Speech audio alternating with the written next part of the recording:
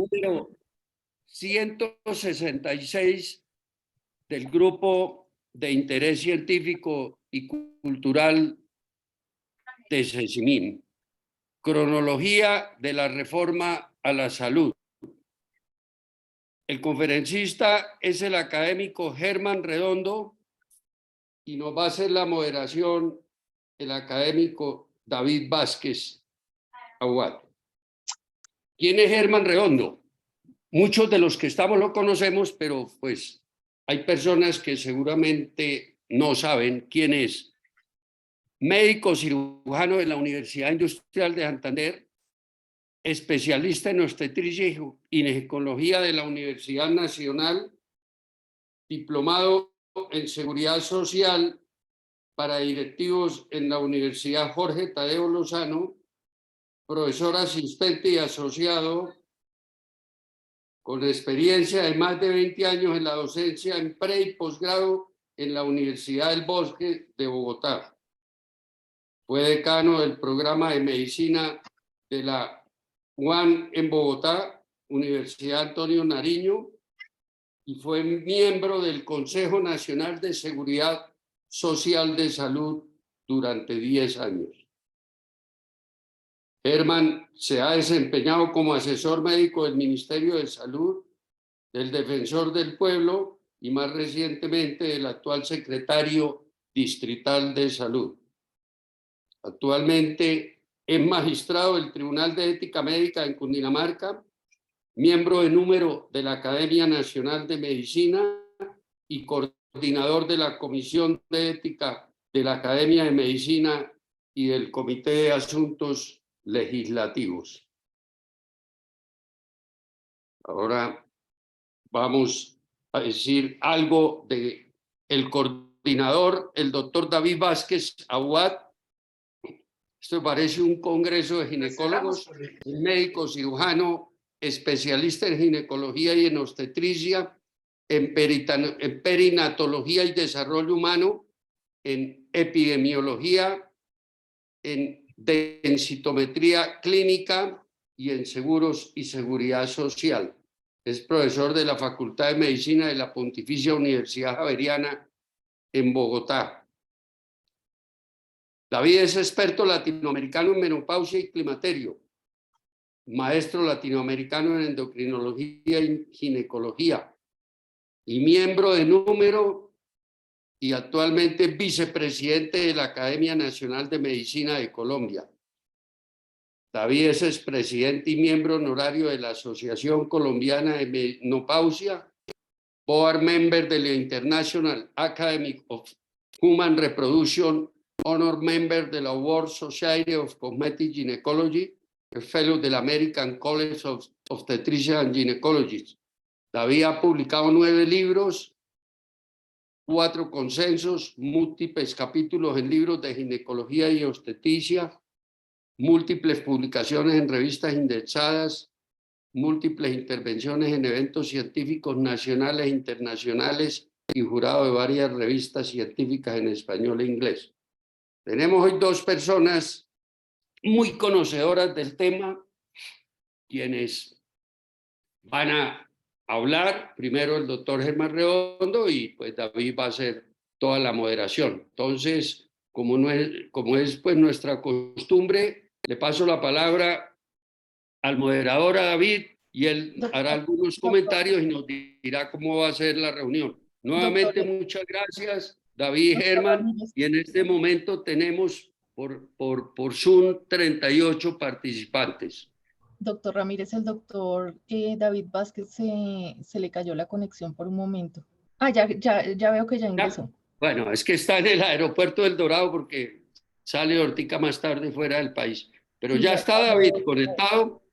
Ya lo veo otra vez ahí, David Vázquez. Bueno. David.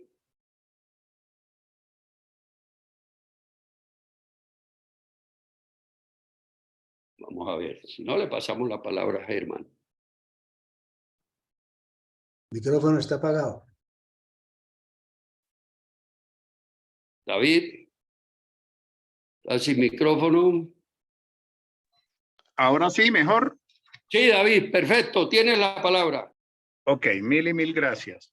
Bueno, muchas gracias a Jorge por estas reuniones, ya 156, pues realmente es una proeza poder reunir gente tan importante, lo digo por los demás, no por mí, en un sitio donde podamos esparcir cultura, conocimiento, ciencia y controversia sobre todo.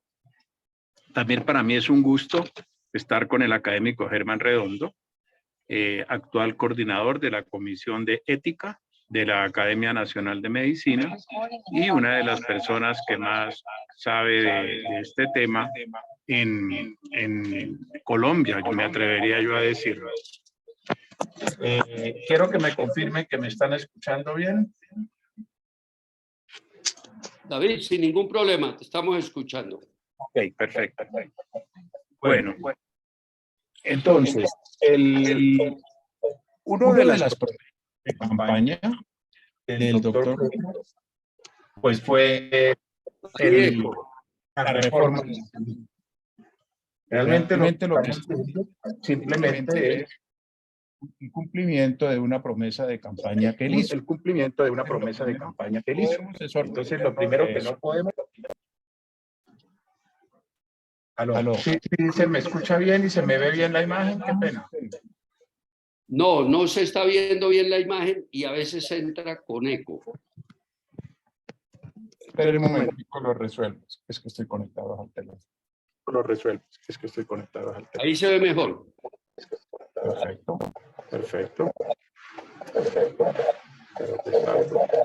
Esto tiene doble conexión. Por eso tiene eco. Necesito salir. Ahí Ahora eco. mejor, ¿no? Ahora sí mejor, ¿no es cierto? Mejor. Sí, Listo. se oye perfecto. Bueno, decía que lo que estamos viendo es simplemente el cumplimiento de una promesa de campaña. El señor presidente Petro, durante su campaña presidencial, él prometió hacer una reforma de la salud profunda y lo que hemos visto hasta ahora es que está cumpliendo con esa promesa. Ya si la reforma es o no adecuada o mueve mucho a controversia, no solo dentro del gremio médico, sino de todos los colombianos, porque la salud pues no solo es un fundamental, sino es tal vez el principal de los dones que nosotros tenemos, pues eso es precisamente lo que está en discusión. En estos últimos meses hemos tenido una cantidad de mesas técnicas y políticas respecto a la reforma, la cual fue radicada ya hace 10 días en la Comisión Séptima de la Cámara de Representantes para su estudio.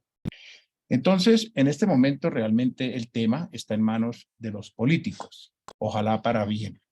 Pero la parte técnica ha sido de amplio estudio y la Academia Nacional de Medicina en sus diferentes comisiones ha hecho parte de los estudios que se han hecho y el académico Germán Redondo es uno de los líderes de estos estudios y por esa razón creo que esta reunión de hoy es muy importante para versados y para no versados en el tema para entender, como se llama la sesión, la cronología de la reforma.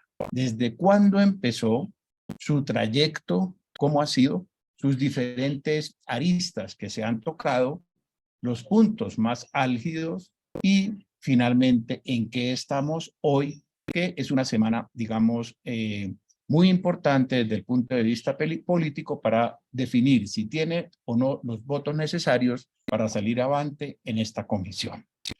No sobra recordar, y quiero hacer enfático en eso, quiero ser enfático, que realmente en el 2015 hay una ley estatutaria aprobada por el Congreso de la República y firmada por el presidente de la República que simplemente no se ha reglamentado y algunos piensan, en parte con razón, en parte algunos compartimos algo de eso, que la ley estatutaria sería suficiente reforma siempre y cuando se cumpliera. Es decir, que más o menos todo está en el papel, pero no se hace.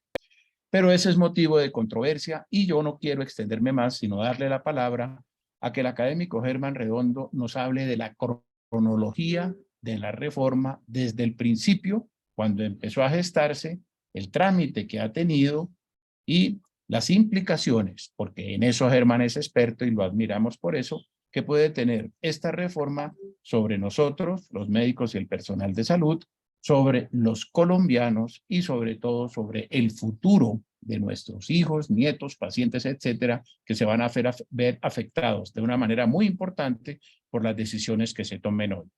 De tal manera que para mí es un gusto darle la palabra al académico Germán Redondo. Después de su intervención, como siempre, vamos a tener un espacio de preguntas en las cuales sencillamente las personas levantan la mano, se les da la palabra y de esta manera hacemos lo que es esta sesión, que son tertulias. Ofrezco excusas de antemano por lo que pues, estoy en el aeropuerto, voy a viajar y por esa razón algunos problemitas técnicos, pero bueno, afortunadamente los estamos solucionando y creo que ya estamos bien conectados. Jorge, muy amable.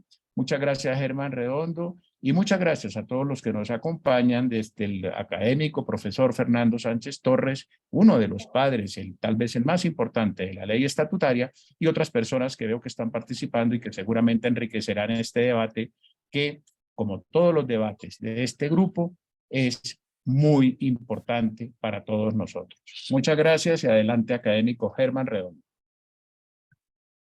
Muchas gracias, doctor David Vázquez Aguad, y muy buenas noches para Jorge y para todos los participantes en esta noche que hemos elaborado un ensayo para compartir con ustedes lo que es la cronología de la reforma desde sus albores y de dónde viene y para dónde vamos. Voy a... por favor, para que me habiliten la posibilidad de compartir pantalla. Sí, señor, un segundo. Ya Listo. puedo compartir, dice que inhabilitó la Ya se puede. función.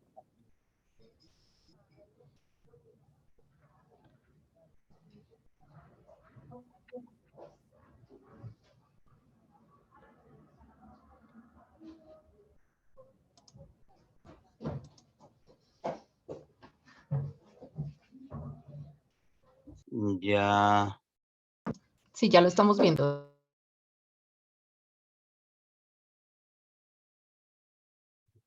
Bueno, ya ven la pantalla.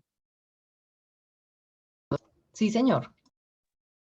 Exactamente. Ponlo en pantalla completa si quieres. Eso, perfecto. Perfecto. Listo, Germán, gracias. Bueno, Pantalla los completa y listo. antecedentes, hay Ahí que estamos, muy recordar amable. que el Sistema Nacional de Salud se constituyó en Colombia en la década de los 70 y precisamente en esa década se emitió por parte de la Organización Mundial de la Salud la Declaración de Alma Ata, que fue un ícono importante no solo en Colombia, en el mundo entero, porque se establecieron los determinantes sociales de la salud, que aunque no corresponden al sector de la salud, son los agentes que determinan las causas de las patologías y de las enfermedades más comunes en muchos países, sobre todo aquellos países de tipo tropical. Esta declaración de Alma Ata fue renovada a principios del del siglo, a principios de 2000, y posteriormente y más recientemente en Astana, en octubre de 2018, se determinó que esa política de atención primaria en salud debería articularse con los modelos de atención para poder hacer un enfoque efectivo, tratando de el enfoque sea intersectorial, participando la salud en todas las políticas, con participación comunitaria y como base de los sistemas de salud.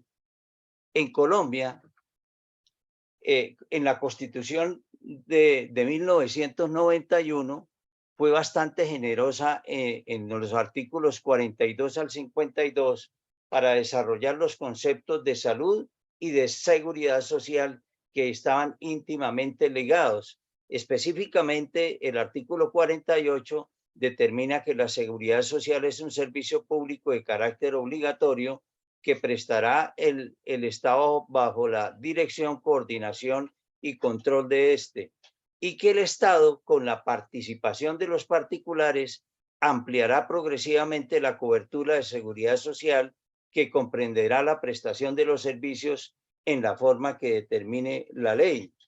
Y en cuanto a la salud y el saneamiento ambiental, determinó que eran servicios públicos a cargo del Estado y que se garantiza su prestación con los principios de eficiencia, universalidad y solidaridad.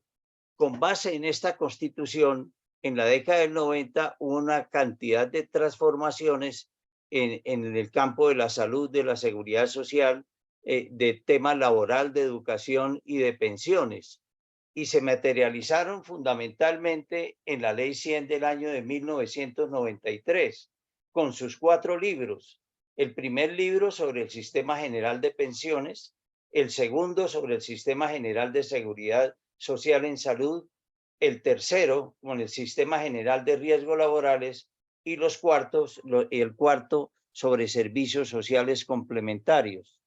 Como ustedes saben, habrá una reforma laboral y una reforma al libro primero de pensiones. Nosotros nos referiremos al libro segundo, al Sistema General de Seguridad Social en Salud. No obstante, el Sistema General de Seguridad Social en Salud que se aprobó con la Ley 100 del año 93 es muy diferente al que hoy está vigente.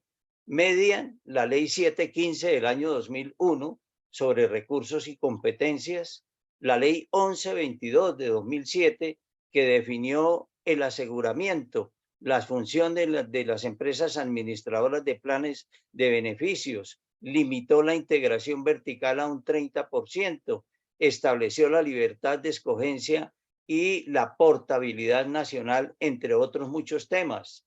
Igualmente, la Ley 1164 de ese mismo año sobre talento humano en salud. Posteriormente, en el año 1438, se hizo un nuevo ajuste del Sistema General de Seguridad Social en Salud.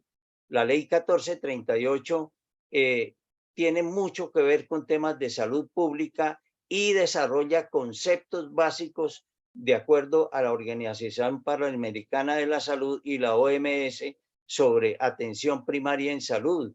Crea los equipos básicos de salud. Como muy bien lo señalaba el doctor Vázquez Abuad, estas normas están vigentes, sino que no se han desarrollado. Y en nuestro criterio, la más importante de todas, la Ley Estatutaria en Salud 1751 del año de 2015. Posteriormente hubo un hecho muy destacable. La Corte Constitucional aglutinó una serie de acciones de tutela que todas reclamaban el derecho a la salud y recordó en esa sentencia T760 del año 2008 que la Corte Constitucional había venido protegiendo el derecho a la salud a través de 3 mecanismos. El primero, la salud como conexidad con el derecho a la vida, el derecho a la integridad personal y el derecho a la dignidad humana. El segundo, reconociendo el caso cuando la naturaleza fundamental en contextos donde el tutelante era un sujeto de especial protección. Y en tercera vía, afirmando en general la fundamentabilidad del derecho a la salud en lo que respecta con su ámbito básico.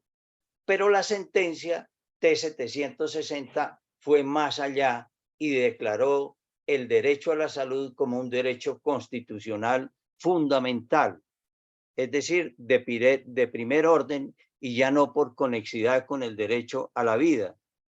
Como los derechos fundamentales se regulan en virtud de leyes estatutarias, la Academia Nacional de Medicina, presidida en ese momento, en el año 2013, por el profesor Fernando Sánchez Torres, que esta noche nos acompaña, convocó a lo que él denominó la Gran Junta Médica Nacional, de la cual participaron las instituciones médicas de carácter nacional, ASMEDAS, la Federación Médica Colombiana, la Asociación Colombiana de Sociedades Científicas, el Colegio Médico Colombiano.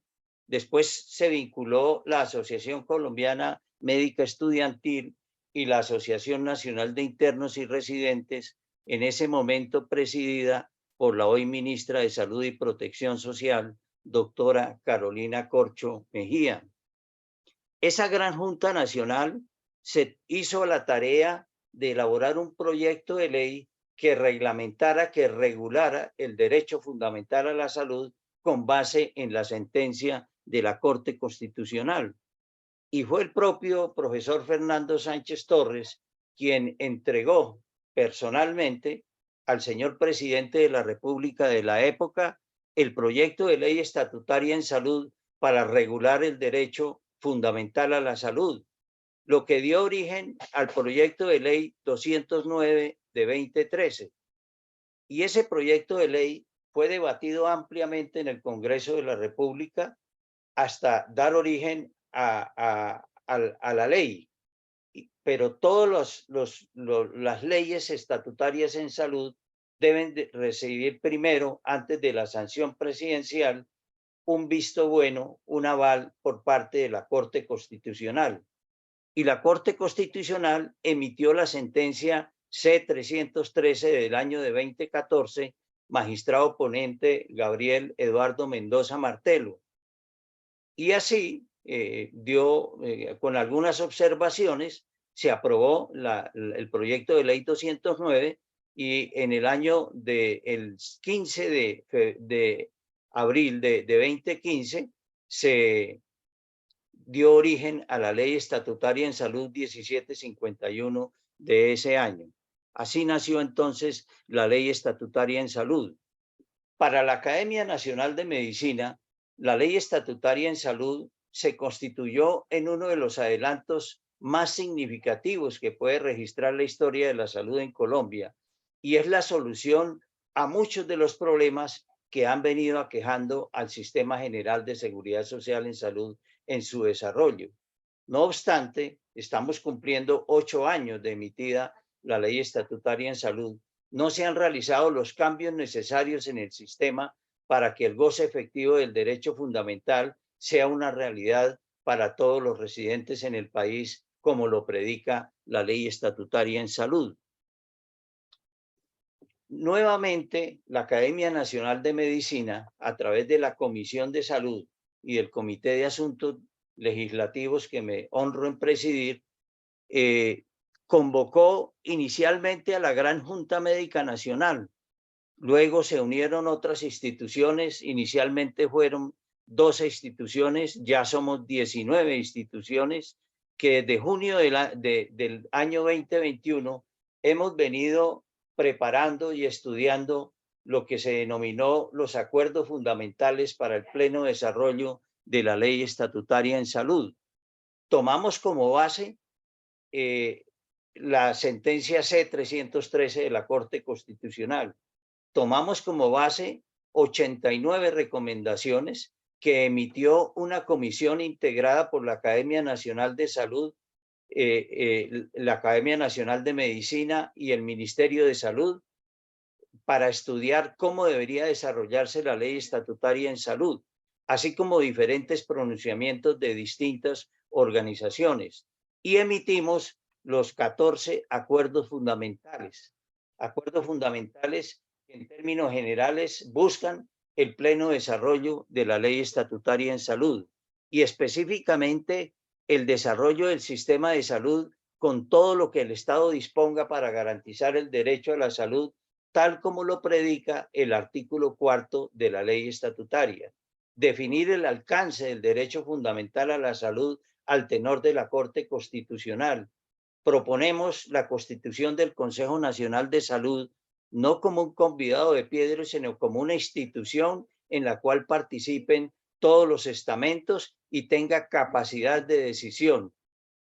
Asimismo, que la cobertura en las prestaciones de salud, lo que se denomina el plan de beneficios en salud, se rija por el artículo 15 de la ley estatutaria, el cual establece claramente que todas las actividades, intervenciones, procedimientos, insumos y tratamientos están incluidos en el plan de beneficios, salvo aquellos que expresamente están excluidos a través de un proceso técnico, administrativo, técnico, científico, independiente y democrático que ya está establecido y lo rige el Ministerio de Salud.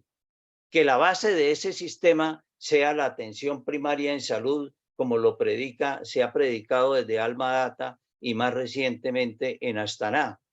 Que el modelo de atención tenga como base la atención primaria en salud y las redes integrales e integradas de servicios de salud. Que haya un fortalecimiento de la red pública, empezando por las zonas más apartadas con población vulnerable y dispersa. Que se respete el artículo 17 de la Ley Estatutaria en Salud, que predica la autonomía de los profesionales de la salud para el ejercicio de su profesión con las personas puestas bajo su cuidado, regidas bajo principios de autorregulación, de evidencia científica, de la ética y de la racionalidad técnico-científica. Que exista en el sector de la salud un régimen laboral especial y que en aspectos financieros nosotros recomendamos el giro directo desde la ADRES a los prestadores de servicios de salud, pero conservando las demás competencias de las empresas promotoras de salud. Es decir, no habrá situación de fondos en las EPS, pero las EPS conservarán todas las funciones que le atribuyó la Ley 1122 del año de 2007. Una serie de medidas contra la corrupción, una serie de ordenamientos en la política farmacéutica nacional y el fortalecimiento y la desconcentración de la Superintendencia Nacional de Salud.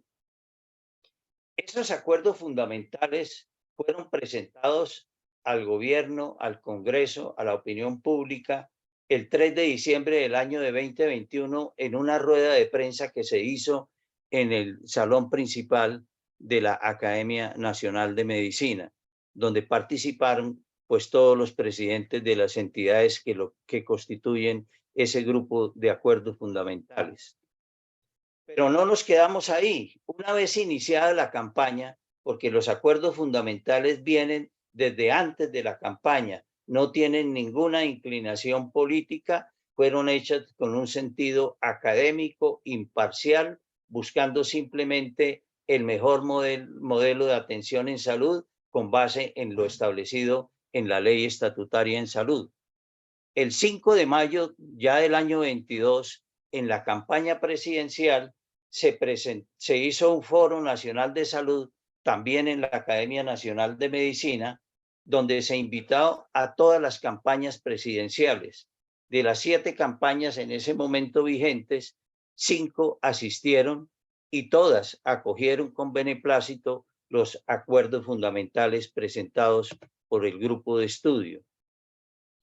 Una vez elegido el presidente, doctor Gustavo Petro, y elegida y posesionada la doctora Carolina Corcho Mejía como ministra de Salud y Protección Social, quien era la vicepresidenta de la Federación Médica Colombiana, acudimos al ministerio, la felicitamos, nos pusimos a su disposición, le expresamos nuestro deseo de colaborar, le solicitamos que habíamos conocido un proyecto de ley que se filtró, no era un proyecto de ley oficial, en el cual encontrábamos muchas coincidencias con los acuerdos fundamentales, pero había algunos puntos que nos generaban preocupación.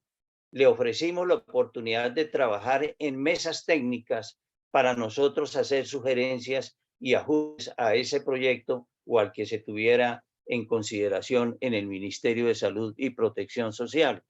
La doctora Carolina Corcho agradeció nuestra presencia y sí, dijo que tan pronto terminaran de elaborar el proyecto de ley, que en ese momento estaba bajo revisión de ex magistrados de la Corte Constitucional, pues nos reuniríamos nuevamente para que nosotros pudiéramos hacer nuestras sugerencias. Desafortunadamente, esas reuniones y esa mesa técnica nunca se llevaron a cabo, no se pudieron hacer. Entonces, se conoció ya en noviembre 3 del año de 2022, directamente por el señor presidente de la República, lo que él denominó el modelo de salud preventiva y predictiva para una Colombia potencia mundial de la vida en el gobierno del cambio. Y allí presentó la primera etapa con base en los equipos médicos interdisciplinarios territoriales que en su momento se llamaron EMIT. Nosotros hicimos un pronunciamiento respecto a esa primera fase, en la cual teníamos nuevamente muchas coincidencias, y posteriormente, el 3 de febrero de 2023, hicimos un nuevo Foro Nacional de Salud, ya con la presencia de la doctora Carolina Corcho Mejía como ministra de Salud. Participamos todas las organizaciones que constituimos los acuerdos fundamentales. Fue un foro con una gran asistencia, sobre todo tuvo más de 70,000 visitas de conexión virtual que en el momento posteriormente acudieron a ver el pronunciamiento. En ese momento tampoco conocimos el texto definitivo de la reforma de salud, pero ella nos dio unos avances importantes para su conocimiento. Pero fue realmente el 13 de febrero de 2023 cuando se presentó oficialmente en el Palacio de Nariño la reforma a la salud, bajo el proyecto de ley 339 de 2023, Cámara. Se decidió que ingresara por la Comisión Séptima de Cámara y se presentó como un proyecto de ley ordinaria. Nuevamente nosotros hicimos un pronunciamiento y manifestamos que en ese proyecto de ley 339 teníamos grandes coincidencias y algunas diferencias. ¿En qué consideramos nosotros que acertaba el proyecto de ley y que por ese solo hecho debería ser, dijéramos, aprobado para que se impulsaran estas propuestas que consideramos necesarias? La atención primaria en salud y las acciones positivas para afectar los determinantes sociales de la salud. El fortalecimiento de la red pública de servicios, empezando en las zonas que se denominan la Colombia profunda. Los regímenes diferenciados en las zonas de población dispersa, sobre todo con énfasis en los subsidios a la oferta, en cumplimiento de lo que establece el artículo 24 de la Ley Estatutaria en Salud. Esto es nuevo, el subsidio para las licencias de maternidad a mujeres no cotizantes está en el proyecto nuevo que sugirió los partidos Liberal Conservador y la U. La constitución del Consejo Nacional de Salud, pero con capacidad decisoria, la creación y puesta en marcha del Sistema Público Único Integrado de Información en Salud, el cual debería hacerse de manera progresiva y gradual. La constitución de los equipos básicos en salud, empezando por las zonas de población más dispersa y vulnerable. Eso está en la ley 1438 de 2011, como lo señalamos. El fortalecimiento de la participación ciudadana está en el artículo 12 de la ley estatutaria. La autonomía de los profesionales de la salud con la consecuente eliminación de las autorizaciones administrativas está en el artículo 17 de la ley estatutaria. La eliminación parcial de las cuotas moderadoras y los copagos, el fortalecimiento de la Superintendencia Nacional de Salud, pasar del sistema obligatorio de garantía de la salud que hoy nos rige al sistema integral de la calidad en salud que predica el proyecto de reforma, que nos parece que está bien formulado, el giro directo de la ADRES a los prestadores de servicios de salud, conservando las demás competencias de las empresas promotoras de salud, y muy importante, el desarrollo de políticas públicas para la formación del talento humano, procurando su formalización laboral y la mejora en las condiciones de vida y de trabajo en el sector de la salud, como lo establece el artículo 18 de la Ley Estatutaria en Salud. Como verán ustedes, tenemos bastantes puntos de coincidencia en el proyecto original de reforma, proyecto de ley 339.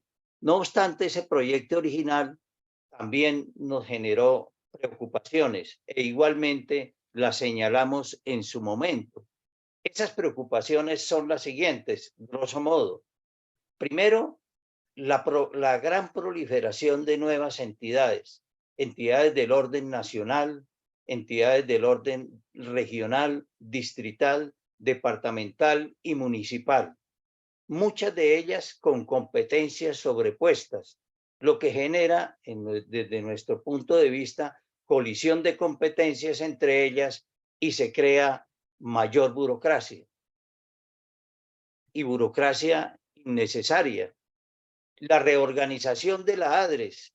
La ADRES se divide en 3 entidades: la administradora propiamente dicha, el Fondo Público Único en Salud y la Central Única de Recaudo.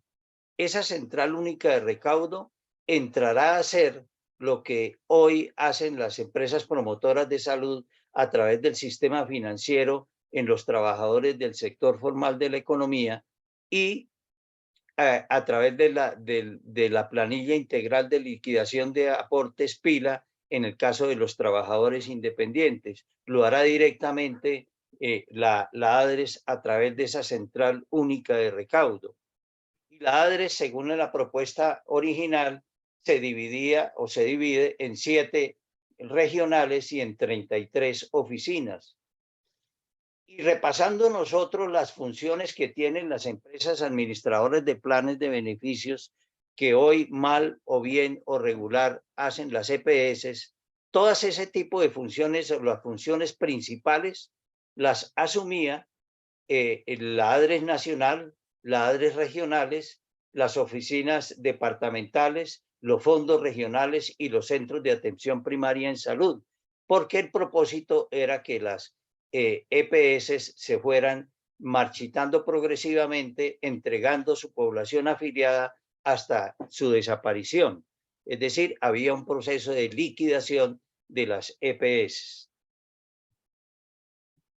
Igualmente, en el proyecto de ley original recordábamos nosotros que lo que ha preconizado la Organización Panamericana de la Salud de las redes integrales e integradas es que sean resolutivas y autosuficientes. Y para eso, sobre la base de la atención primaria en salud, una red debe estar integrada por el primer nivel de atención, el segundo nivel, el tercero y en los casos de grupos de excelencia de altísima complejidad. Pero una red debe estar integrada de todo para que el paciente transite libremente en uno u otro sentido. Eso es lo que hace la caracterización de una red integral e integrada. No obstante, el proyecto de ley proponía 7 tipos de redes distintas, diferentes, no conexas entre sí, lo cual generaba, desde nuestro punto de vista, fragmentación de la atención e impedía el funcionamiento de las rutas integrales de atención en salud, como sí se puede dar en una red integral e integrada. Es decir, definían la red integral e integrada, pero en la ejecución la hacían fragmentando la atención en 7 redes integradas. Y un capítulo que aquí lo manifestamos en una reunión que hicimos que nos parecía que debía ser completamente anulado. Era el capítulo 17 sobre el objeto del régimen disciplinario y sancionatorio, que en términos generales creaba nuevos tipos penales y sometía a régimen sancionatorio a los médicos, a los profesionales y a los trabajadores de la salud, particularmente de los servicios de urgencias, así como a los representantes de las juntas directivas de la comunidad y del estamento científico que no son ordenadores del gasto. Y se daban gran cantidad de facultades extraordinarias al presidente de la República que algunos interpretaron como una especie de cheque en blanco. Es por esto que 3 partidos que forman parte de la coalición, porque hay que tener en claro que este es un gobierno de coalición en el cual participan partidos distintos al pacto histórico. Entre ellos estaban el Partido Liberal, el Partido Conservador y el Partido de la U, o Proyecto CUL, como se le conoce por las iniciales. Ellos objetaron el alcance del proyecto de ley original 339 y simultáneamente se presentaron al Congreso de la República 5 proyectos de ley, el del Gobierno Nacional, el del Centro Democrático, uno de parlamentarios del Centro Democrático y Cambio Radical, otro también de Centro Democrático y Cambio Radical, y un proyecto de ley estatutaria de Cambio Radical que se radicó en la Comisión Primera.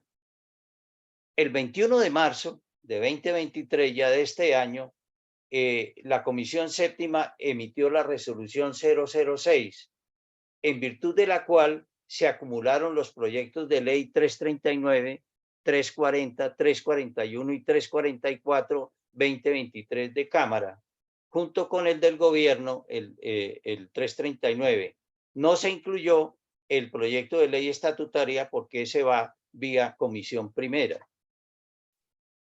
Ante estos hechos, el 27 de marzo, el Partido Liberal se retiró del apoyo que se daba al proyecto de ley original 339, porque consideró que las reuniones que habían hecho con el señor presidente de la República y con la ministra doctora Carolina Corcho no se habían cumplido y que el proyecto que se ha presentado no respondía a los acuerdos que ellos habían hecho en Palacio.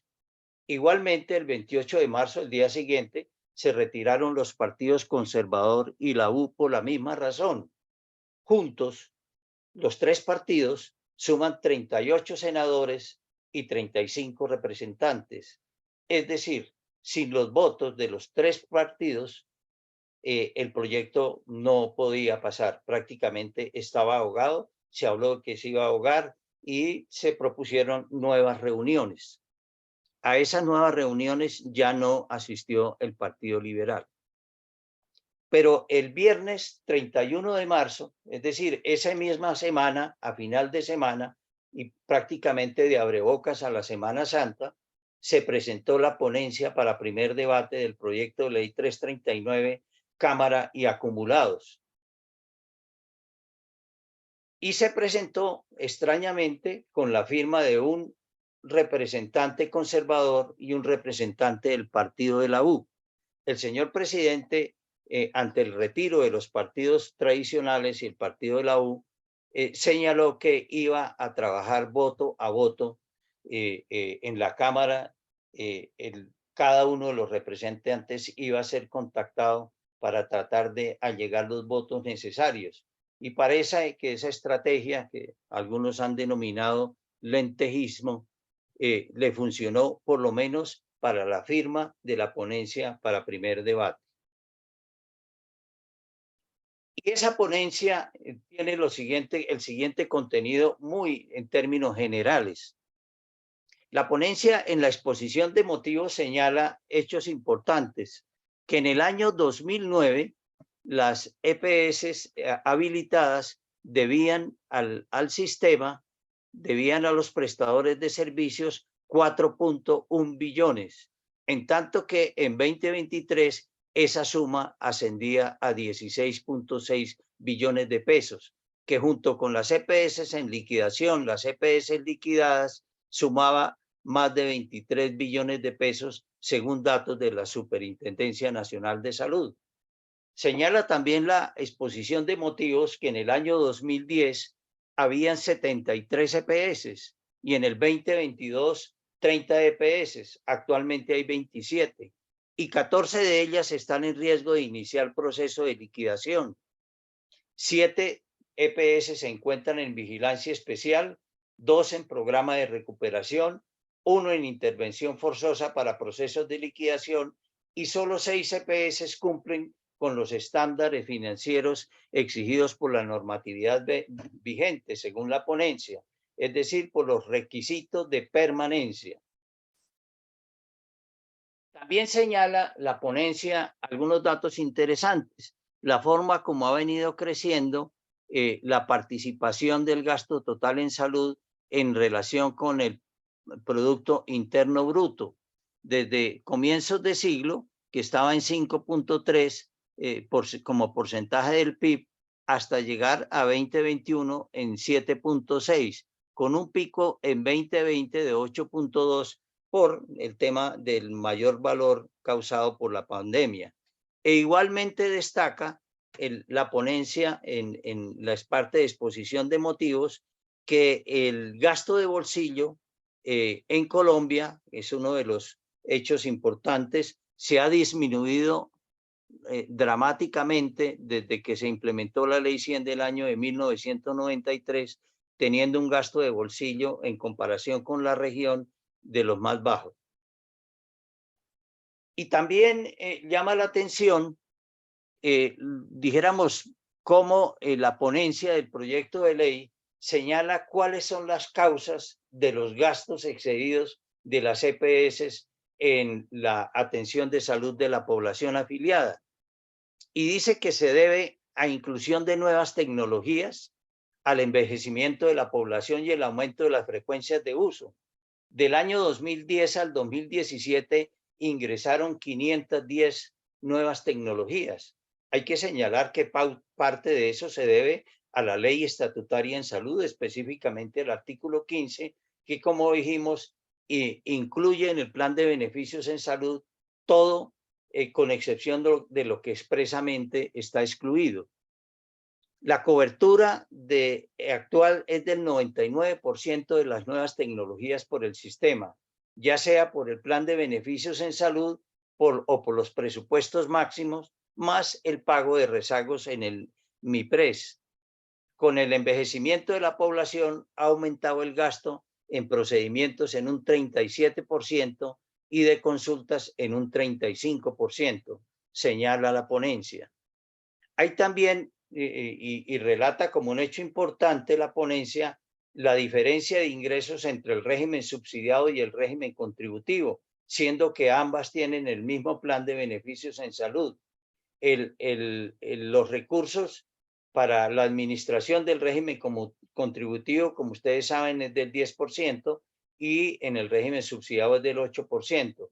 Sin embargo, todos sabemos que en la práctica este porcentaje se reduce porque el gasto en salud supera el 90%.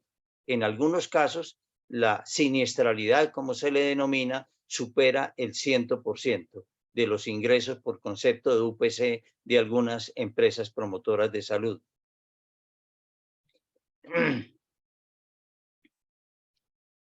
Bien, entrando ya al contenido del nuevo proyecto de la ponencia para primer debate, el sistema de salud comprende la atención integral en salud, los determinantes sociales en salud con enfoque intersectorial y prestación de servicios públicos, privados y mixtos, el modelo de atención, el financiamiento, la administración de los recursos, la prestación integral de los servicios para la atención en salud, el sistema integrado de información, la inspección, vigilancia y control, la participación social y comunitaria, la definición de políticas públicas en ciencia, innovación, medicamentos y tecnologías en salud, y la formación y condiciones de trabajo en el sector de la salud. Habíamos dicho que en la propuesta inicial se presentaban 7 tipos de redes. Aquí las disminuyen a 4, pero sigue habiendo interconexión entre ellas, sigue habiendo fragmentación de la atención. Nosotros insistimos en que una red, para que sea integral, tiene que contener el primero, el segundo, el tercero y los casos de altísima complejidad, para que sea realmente resolutiva y que sea integral e integrada como su definición lo predica. En la ponencia, los centros de atención primaria en salud no solamente se encargan de los equipos territoriales en salud de promoción y prevención de atención básica en las familias adscritas, sino que tienen funciones administrativas de prestación de servicios y de gestión integral y participación social. Por ejemplo, en el campo administrativo continúa el concepto de la adscripción poblacional. Es decir, es registro obligatorio de todas las personas de los 51 millones de habitantes a un centro de atención primaria en salud, que es la puerta de entrada obligatoria al sistema. Y el centro de atención primaria en salud se encarga de hacer las remisiones a lo que se llaman los niveles complementarios, es decir, el segundo y el tercer nivel de complejidad. Se encargan de la referencia y la contrarreferencia y de la gestión de incapacidades y licencias de maternidad y paternidad. El tema de medicamentos que se había señalado como que no estaban claros en el proyecto de ley original, se aclara bastante en la ponencia para primer debate. Persiste el concepto de la reorganización de la ADRES.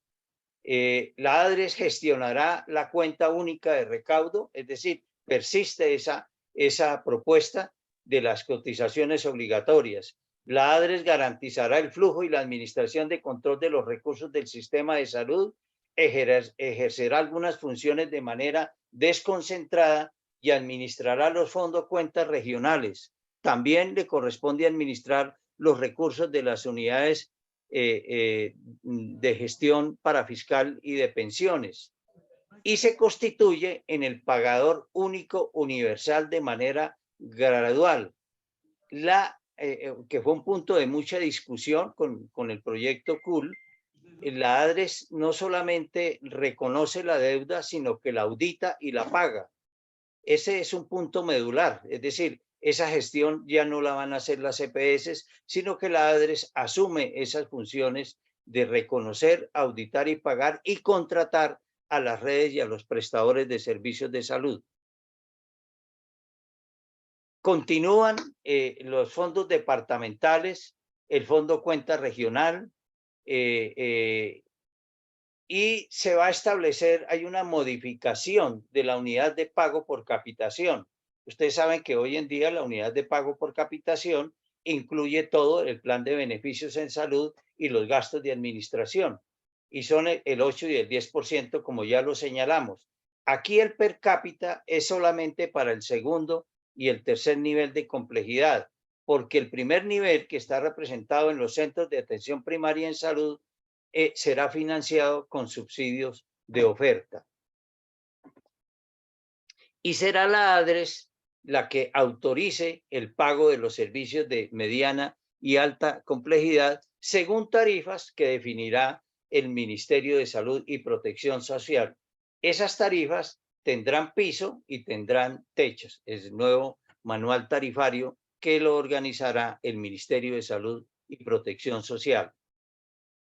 En el sistema de pagos habrá un pago anticipado, es decir, el giro directo del 80% del valor de la cuenta, y se dejará un 20% para revisión y auditoría, es decir, para el espacio de las glosas y las reglosas, como hoy sucede. Se introdujo un concepto nuevo interesante, que eso proviene del proyecto CUL, que toda mujer en Colombia recibirá prestaciones económicas por licencias de maternidad. Aquellas mujeres que no son aportantes al sistema, las del régimen subsidiado, hoy régimen subsidiado porque será un solo régimen en adelante, tendrán derecho a un subsidio monetario equivalente a medio salario mínimo legal vigente durante 3 meses siguientes al parto, siempre y cuando hayan asistido a los controles prenatales respectivos durante el embarazo. Es una propuesta que nos parece bien interesante. No obstante, no se señala la fuente de los recursos para garantizar ese auxilio, ese subsidio monetario de licencia de maternidad. En cuanto a los comités de ética, existen comités de ética y de autorregulación. En unos minutillos, una consultilla de un tema sindical. Por favor, apagar micrófonos si son tan amables.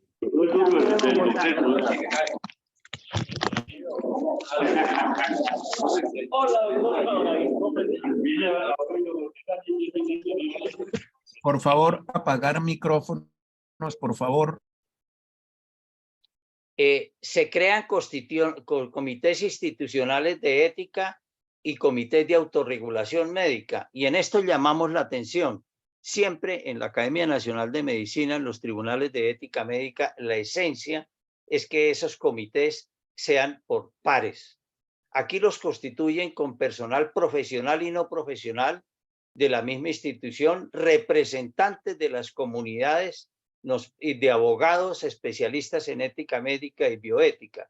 Nosotros consideramos e insistimos que los comités de ética en razón al sigilo profesional que lleva la historia clínica y a la complejidad de los temas de ética que se tratan, debe estar constituido por pares según cada profesión, para odontología, enfermería, medicina. Y lo mismo los comités de autorregulación, porque a uno no lo autorregula un agente externo, uno se autorregula a sí mismo desde el punto de vista de las profesiones. El ministerio reglamentará la materia.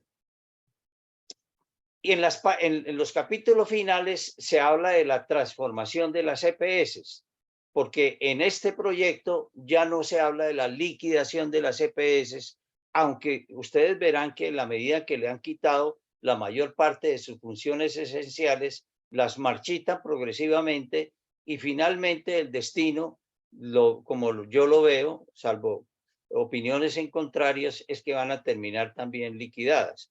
Las EPS que actualmente se encuentran operando en el Sistema General de Seguridad Social en Salud continuarán haciéndolo hasta por 2 años, siempre que cumplan las condiciones de permanencia, no solamente las que hoy exigen, sino adicionalmente colaborar en la organización de los centros de atención primaria en salud conforme a la organización de las redes integrales e integradas de servicios de salud por parte del Ministerio de Salud, que serán financiados por parte de la ADRES. Se sujetarán al giro directo y al manual de tarifas que establezca el ministerio y se organizarán progresivamente por territorio, haciendo énfasis ya no exclusivamente en un territorio como estaba en el proyecto original, sino podrán estar en más de un territorio, pero donde tengan fortalezas e infraestructura suficiente para garantizar su presencia en ese territorio. Es decir, permanecen 2 años todas y al cabo de 2 años definen si continúan o no. La transformación de las EPS tienen que articular a los prestadores de servicios de salud dentro de la red que autoriza el ministerio. Al cumplir los 2 años, las EPS que cumplan los requisitos podrán, si quieren, formarse en entidades gestoras de salud y vida. En adelante las denominaremos gestoras para no complicarnos. Las EPS que deseen transformarse en gestoras deberán estar a paz y salvo con los acreedores en el marco de la normatividad que las rige. Las EPS que permanezcan en el periodo de transición, mientras están en el periodo de transición, recibirán el valor anual per cápita sin situación de fondos, es decir, la UPC que hasta ahora está vigente para los servicios de mediana y alta complejidad, la cual será reconocida mensualmente de acuerdo a las definiciones del Ministerio de Salud y Protección Social, teniendo en cuenta las recomendaciones del Consejo Nacional de Salud. Es decir, en la transición, la UPC se divide para los centros de atención primaria en salud y para la mediana y la alta complejidad. Eso pasa por las recomendaciones del Consejo Nacional de Salud, pero es algo que genera incertidumbre. Las gestoras definen de una vez, eso lo definió el proyecto CUL, hasta el 5% de recursos de UPC para gastos de administración. Ese 5% no se sabe de dónde sale, por qué sale. Nosotros siempre hemos dicho desde los acuerdos fundamentales que establecer el valor de la UPC corresponde a un estudio técnico, académico, independiente, autónomo, que define el verdadero valor del plan de beneficios en salud y el costo, el costo administrativo, bien sea en las EPS actuales o en las EPS modificadas para que se dé el valor justo y el necesario. Las gestoras no podrán ejercer una posición dominante en el mercado, pues habrá un sistema tarifario por regiones definido por el ministerio, con un piso tarifario diferencial por regiones para proteger a los prestadores y un techo para evitar el desbordamiento de los costos del sistema de salud. De todas formas, yo llamo la atención en un sentido. Se está cambiando unas EPS que, mal o bien, son compradores inteligentes de servicios de salud y se está cambiando por un contratante ciego, un pagador ciego, que será la ADRES.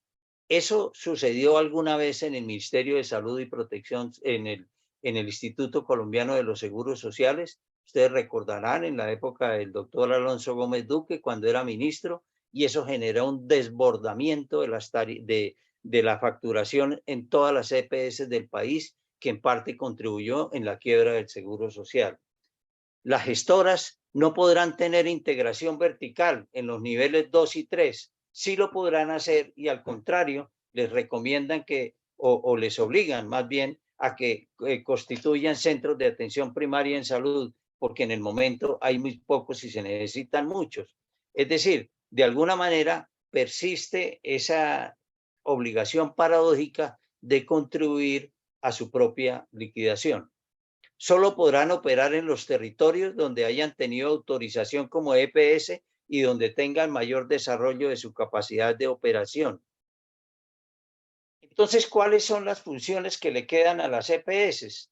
Gestionar, fíjense ustedes, gestionar la prestación de los servicios, ya no prestarlos, sino gestionarlos a través fundamentalmente de los centros de atención primaria en salud, porque ya no tendrán injerencia en el segundo y el tercer nivel. Responder a la demanda de servicios en los CAPS conforme a las reglas de coordinación de las redes. Desarrollar el sistema de información interoperable. Realizar las auditorías de cuentas médicas, pero recuerden que el artículo 66 de la ponencia dejó esa obligación a la ADRES, pero la ADRES puede contratar la auditoría a auditores privados o incluso a las EPS. Por eso le dejan esa función, pero no es una función primordial, sino es una función delegada si la ADRES así lo considera en algún territorio. Hacer la gestión para el pago de prestaciones económicas. Fíjese que ya no paga las prestaciones, sino que hace las gestiones. Realizar rendición de cuentas y evaluar los servicios al interior de las redes. En tanto que los requisitos para continuar funcionando sí son todos los que aparecen en la diapositiva. Ámbito territorial de autorización, capacidad técnico-administrativa, capacidad tecnológica, condiciones de autorización, condiciones de habilitación, condiciones de permanencia, habilitación final de la gestora cuando llegue todos esos documentos después de los 2 primeros años. La transición, por regla general, es de 2 años. Y de suyo y de entrada, pues creo que todos entendemos que una transición de 2 años no es posible para que la ADRES pase de las condiciones en que está a convertirse no solo en pagador único, sino en la entidad que se descentraliza, que contrata, que audita, que paga. Es decir, eso lo vemos que en 2 años no será posible. Además, por ejemplo, en 2 años no se forma el personal de la salud que se requiere. Los médicos necesitan 6 años o 5 años y los reducen, pero no vemos la posibilidad de que el periodo de transición en 2 años se lleve a cabo. En la transición se garantiza la continuidad de pacientes en estado crítico. Y pregunta uno, ¿y los demás? Las EPS que no estén en proceso de liquidación y que decidan no transformarse en gestoras, acordarán con el ministerio las reglas para la entrega de la población en forma progresiva y ordenada, así como la venta de su infraestructura, porque si se van, pues tendrán que vender su infraestructura.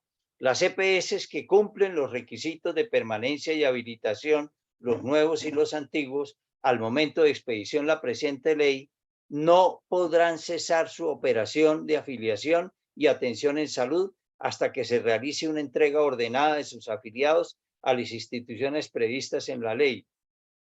Se acordará la subrogación de los contratos que las EPS hayan suscrito con las redes de prestación de servicios cuando cesen la operación en un territorio determinado. Las EPS durante el periodo de transición o cuando hagan su tránsito hacia gestoras podrán concurrir en la organización y prestación de los servicios en los centros de atención primaria en salud. Y finalmente, unas conclusiones muy personales, que son las siguientes en términos generales. Desafortunadamente, insistimos que definido el gobierno en la construcción de la reforma, no hubo oportunidad de diálogo social amplio con todos los sectores. Nosotros, como dijimos, propusimos la creación de mesas técnicas que nunca se llevaron a cabo. La reforma sería excelente, si únicamente se limitara a aplicar la ley 1438 y la ley estatutaria en salud, que como lo recalcamos al principio tiene puntos muy interesantes. Desafortunadamente fue más allá, afectando el modelo de aseguramiento mixto como hoy lo conocemos, estatizando la administración, el flujo de los recursos y comprometiendo la gestión del riesgo. La gestión del riesgo desde lo operativo, desde lo financiero y lo más importante, la gestión del riesgo en salud, porque no queda claro quién es el responsable de la gestión del riesgo, porque las funciones de las EPS se diluyen en varias entidades de carácter oficial. Las funciones que hoy desempeñan las EPS se asignan de manera dispersa a una serie de entidades oficiales que carecen de capacidad técnica y tecnológica para desempeñarlas. Y lógicamente tendrán que tener una curva de aprendizaje normal en todo proceso mientras se monta la infraestructura, mientras se capacita el recurso humano, pero desafortunadamente esa curva de aprendizaje puede tener un costo en morbilidad y en mortalidad. En el horizonte de la reforma se ve mucho más claro la liquidación de las EPS que la organización y puesta en marcha de las entidades que deben hacer sus funciones una vez instalada y aprobada la reforma. El periodo de transición de 2 años, por su misma complejidad, en la práctica será indeterminado y traumático para el sistema, para todas las instituciones que lo conforman y para los usuarios, lo que pone en riesgo la prestación del servicio y vulnera el derecho fundamental a la salud que supuestamente se desea proteger. No hay definida, no vemos un cronograma, una secuencia lógica y progresiva de la transición, porque dan a entender de que todo se va a hacer al tiempo, todo al mismo tiempo, lo cual genera una complejidad y una incertidumbre bastante grave. No hay un plan financiero con estudio de costos y fuentes ciertas y definidas. El Ministerio de Hacienda y Protección Social dice que hasta que no conozca el texto definitivo de lo que se apruebe, no puede costear y definir un plan financiero para la reforma. Para su desarrollo se necesitará la formación de gran cantidad de talento humano en salud, lo cual necesariamente lleva tiempo. Y por eso algunos han preguntado si es que van a traer talento humano importado, lo cual la señora ministra en repetidas oportunidades ha negado. Se disminuyen las facultades extras del presidente. En cambio, se le aceptan gran cantidad de facultades. Ustedes ven a lo largo de la ponencia que prácticamente todo queda para reglamentación del ministerio. Nosotros respetuosamente solicitamos que si esa reglamentación es necesaria, esa función, esa competencia se le deje al Consejo Nacional de Salud, no al Ministerio, al Consejo Nacional de Salud. La ponencia para primer debate mejoró en algunos aspectos, lo que abre la oportunidad de seguir mejorando el proyecto en la medida que se afiancen los aspectos positivos y se mejoren o supriman aquellos artículos que aún causan preocupación en el sector y que vemos innecesarios. Seguimos insistiendo en la necesidad del diálogo y la concertación como la vía para llegar a acuerdos que conduzcan a avanzar en el desarrollo del sistema de salud. Esa era, doctor Aguad, y me excusa la demora. Muchísimas gracias, académico Germán Redondo, por la estupenda presentación. ¿Se me escucha bien? Disculpen la pregunta. Sí, lo escuchamos. Sí, está bien. Muchas gracias. Bueno, usted nos ha dado un paseo, si se puede llamar paseo, para ponerle color a esta hora del día, por lo que ha sido la cronología de la reforma a la salud. Desde el principio hasta en qué estamos hoy, y le agradezco que haya incluido aspectos polémicos, críticos, controversiales de la reforma, porque eso enriquece la discusión que vamos a tener a continuación. Para empezar, yo quiero hacerle 2 preguntas puntuales de, como decía nuestro inolvidable Pepe Fernández Gómez, que ustedes recuerdan, para 30 segundos. ¿Qué es lo mejor y qué es lo peor de la reforma? ¿Qué, perdón? ¿Qué es lo mejor que le ve usted a la reforma y qué es lo peor al proyecto? Lo mejor. Atención primaria en salud y fortalecer la atención en la Colombia profunda. Fortalecimiento de la Red Pública Nacional de Servicios y la mejora de las condiciones laborales en el sector de la salud. Los puntos que inicialmente presentamos. Lo peor, el desmantelamiento del sistema mixto de aseguramiento como hoy lo conocemos, lo que es innecesario.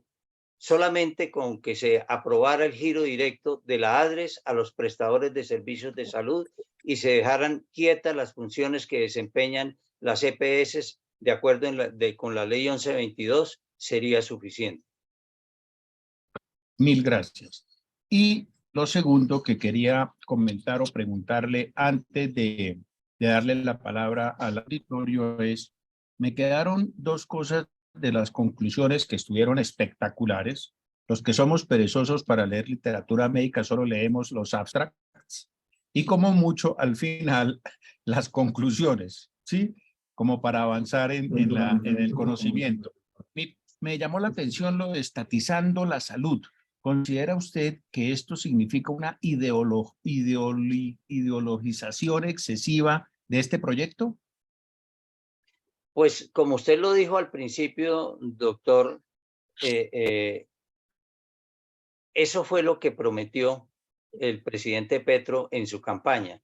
Él habló de estatizar la salud, pues no conocíamos el proyecto. Y cuando se presentó en Aracataca, a muchos nos gustó porque allí hizo énfasis básicamente en la afectación positiva de los determinantes sociales en los equipos básicos, lo cual estamos de acuerdo y creemos que ahí se iba a centrar en definitiva la reforma. Pero cuando se presenta el proyecto de ley, pues vemos que se mete ya es con el modelo de aseguramiento que tenemos y prácticamente lo desmonta, lo cual no consideramos necesario y sino más bien introducir las medidas económicas para fortalecer.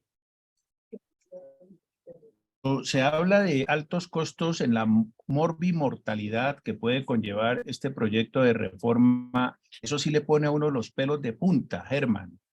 ¿Cree usted que eso sería un riesgo muy alto y muy costoso que estaríamos asumiendo los colombianos? Eso es un supuesto, ¿no? Porque lógicamente es lo que suponemos con base en lo que se presenta, porque se prevé como una especie de caos en el momento en que se haga todo al tiempo. La gran cantidad de reformas al interior del sector de la salud, la discontinuidad que se presenta. Le pongo un ejemplo, doctor David Vázquez. Cuando se liquida una EPS, ¿qué pasa? Desde mi punto de vista pasan tres grandes tragedias. La primera es para los usuarios, para los pacientes, que discontinúan tratamientos, se les cambia la IPS, se le cambia el médico tratante, tienen que pasar de una EPS expulsora a una receptora, un tránsito administrativo complejo, y ellos son los primeros afectados.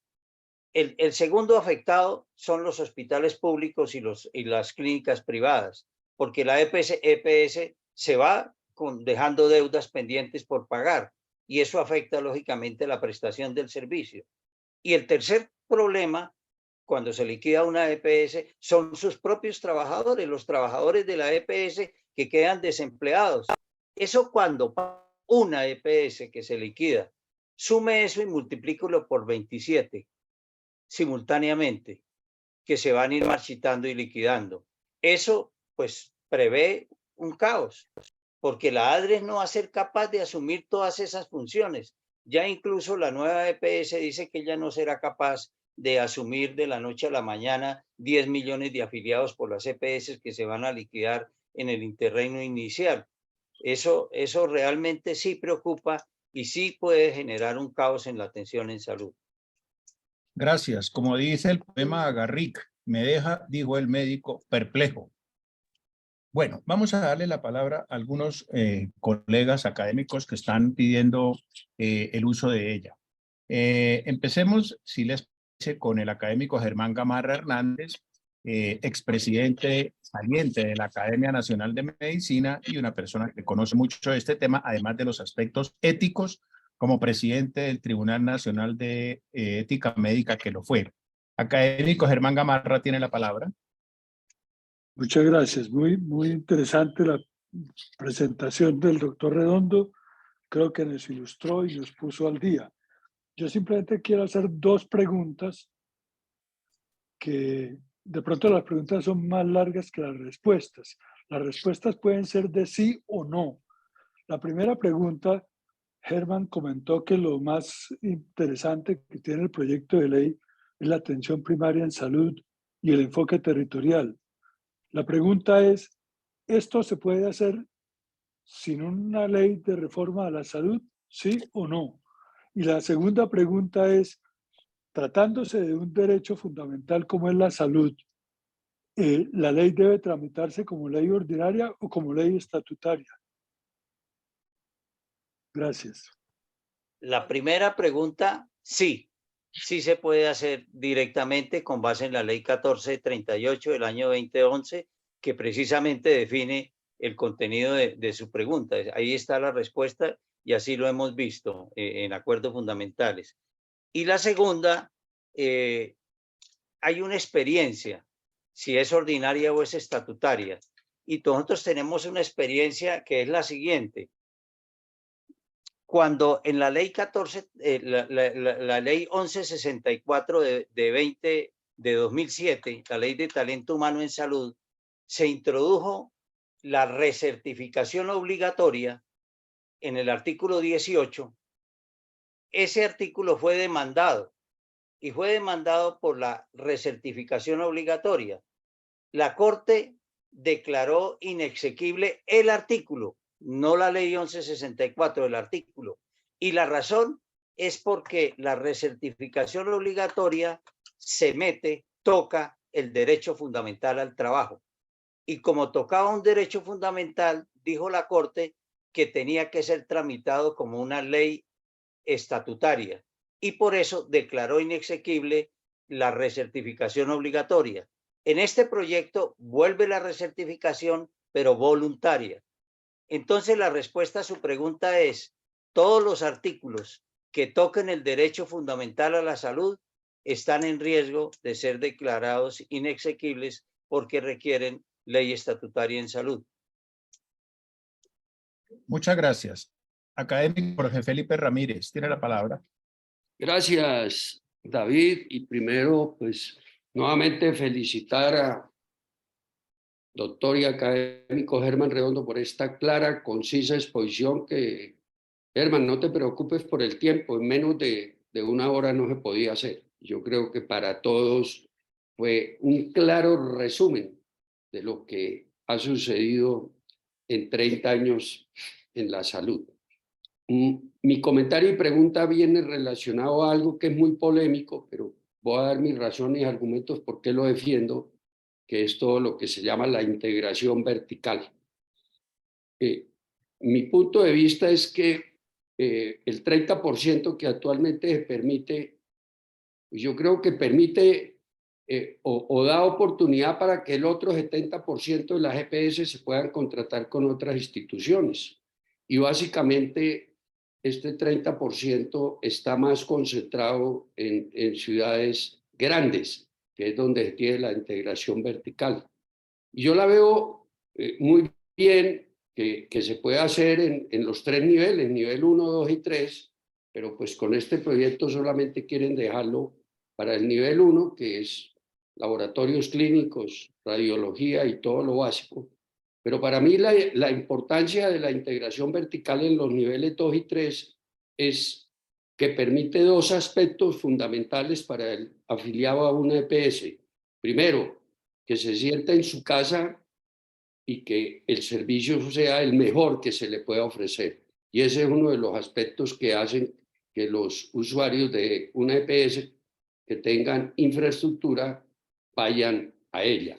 Y segundo, que le permite a la EPS racionalizar los costos en dos aspectos. Primero, para contener los costos internamente, sobre todo en procedimientos de corazón, cirugías tumorales grandes, todo esto en donde vale la pena tener la integración en los niveles 2 y 3. Y segundo, les permite a las EPS negociar con otras instituciones a unas tarifas razonables, que son unas tarifas que se han podido sacar de la propia atención en su red propia de procedimientos, sobre todo muy costosos como son los de corazón, en donde uno o la EPS le puede llegar a negociar con otra institución y decirle, oiga, ¿por qué esta revascularización cardíaca a ustedes les vale más que a nosotros? Seguramente será porque están comprando elementos, insumos más caros. Ahí es donde se puede hacer una economía de escala, uniéndose varias y comprando productos a mejores tarifas. Por esa razón, Gerba, quiero oír tu opinión, porque yo sí soy un defensor de ese 30% en la integración vertical que no se hace para enriquecimiento de las clínicas o de hospitales, sino simplemente para darle un mucho o un mejor servicio al usuario, que eso es lo que busca cuando voluntariamente se afilian a una EPS. Gracias. Gracias, Jorge.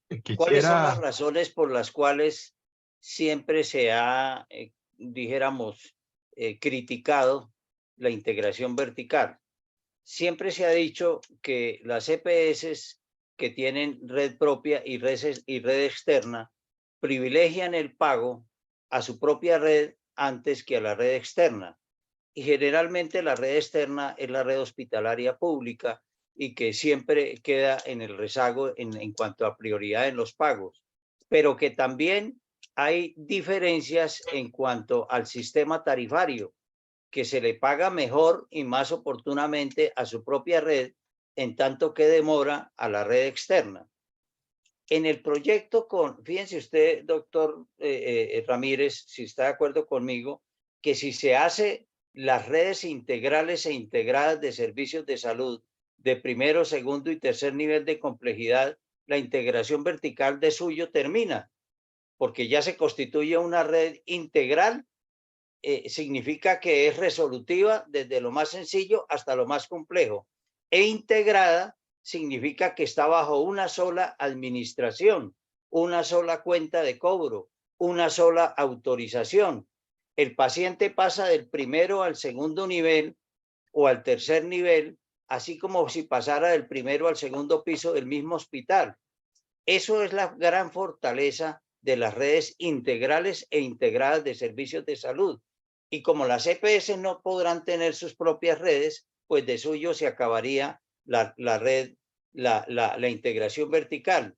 Aquí el proyecto, la ponencia, fragmenta de entrada la atención, porque separa los centros de atención primaria en salud del segundo y el tercer nivel. Ya creo hay dos redes distintas que generan un ingreso obligatorio a través del CAPS y una remisión obligatoria a criterio del médico tratante del CAPS.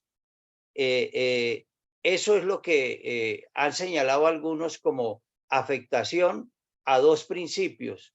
Uno, la libertad de escogencia, y dos, que a mí me parece muy importante porque lo vivimos, que fue cuando luchamos en la ley 1122 del 2007 por el concepto de la portabilidad.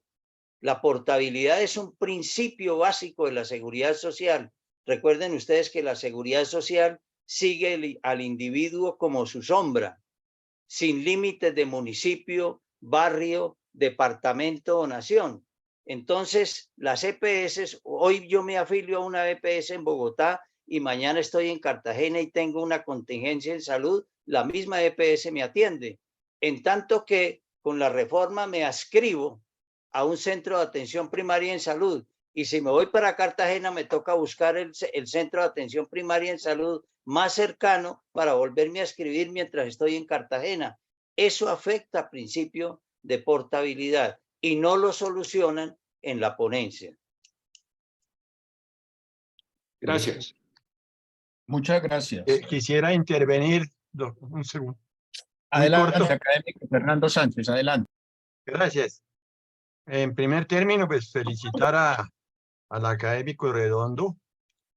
Yo estoy convencido que la versación que él tiene sobre el tema que nos ocupa en este momento lo califica como una autoridad. Él en este momento es una autoridad en el tema. Por eso yo respeto mucho sus conceptos. Ustedes saben cuál es mi punto de vista sobre esta reforma.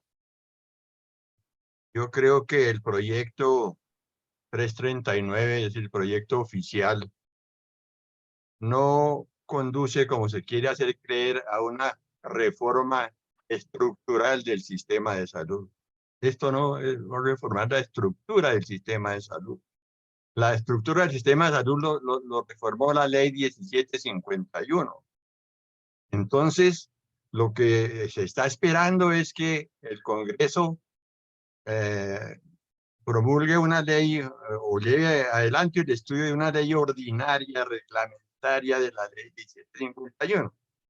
Con ese título tendría un curso fácil en el Congreso de la reforma, sin necesidad de pensar en que si es una ley estatutaria. No, es una ley reglamentaria, ordinaria de la ley 1751.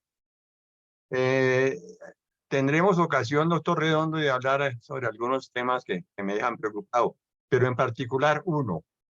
Usted se ocupó mucho de la suerte de las EPS o de las, en el futuro, las gestoras de salud, gestoras de salud. Y no se ocupó en nada del Consejo Nacional de Salud. Tal vez lo mencionó alguna vez, pero no dio su opinión, si está de acuerdo con el Consejo Nacional de Salud que propone el proyecto 339. Yo escribí ya sobre este tema porque me parece una defecio, es decir, esto es una propuesta estrambótica. Un consejo con 40 miembros, elefantiásico, además miembros variopinta que no sabe cómo se van a poner de acuerdo para discutir. Lo más importante, ese consejo es el que señala las normas de salud en el país. El que las debe ejecutar es el ministro de Salud. Y es el Consejo Nacional de Salud, el ente más importante en todo este proyecto de reforma. Pero es un consejo que por su composición y por su número y por la calidad de los componentes va a ser un desastre. Además, no solamente lo proponen a nivel nacional, sino también a nivel regional. Que en cada región haya un consejo similar con el mismo número de componentes, de 40 componentes. Entonces, me hubiera gustado que usted hubiera dado una opinión acerca de si es viable este Consejo Nacional de Salud tan importante para el futuro del sistema. Gracias. Muchas gracias, profesor. Gracias por sus palabras.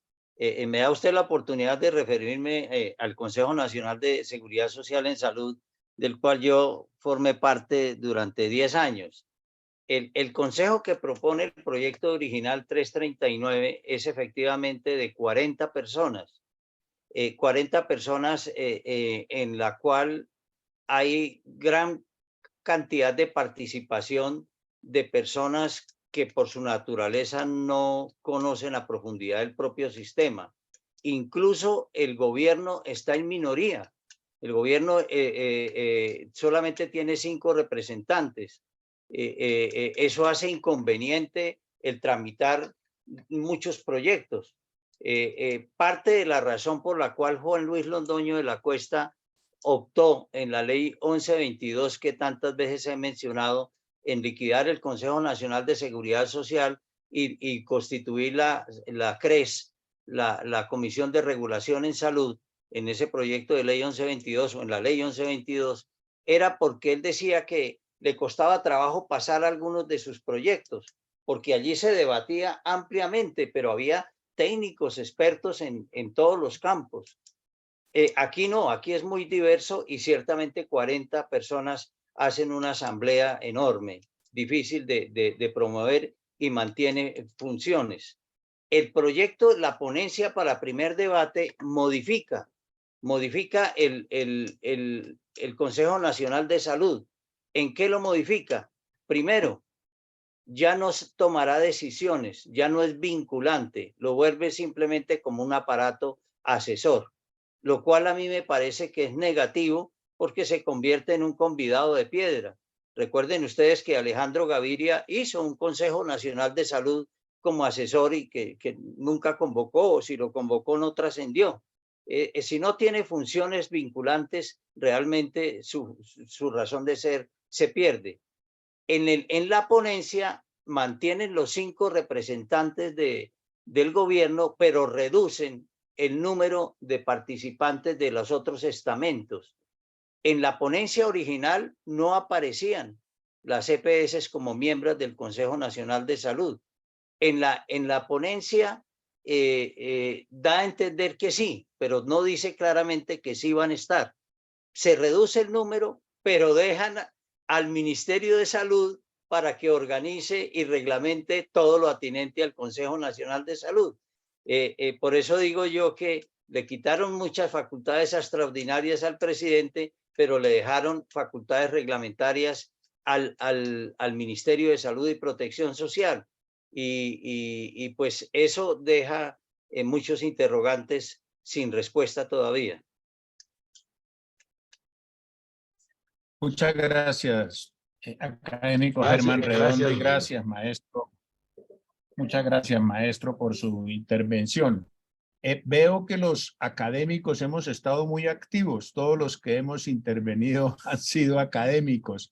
Quisiera preguntar si alguien no académico de los de 66 personas que están conectadas, que tuviera algún comentario o alguna pregunta al ponente, porque realmente el tema es fascinante y como bien lo mencionó en el chat el académico Diego Rosselli, es difícil no estar de acuerdo con Germán Redondo, no solamente por la claridad intelectual, sino por la forma en lo que lo presenta, tan didáctica y tan amable al oído.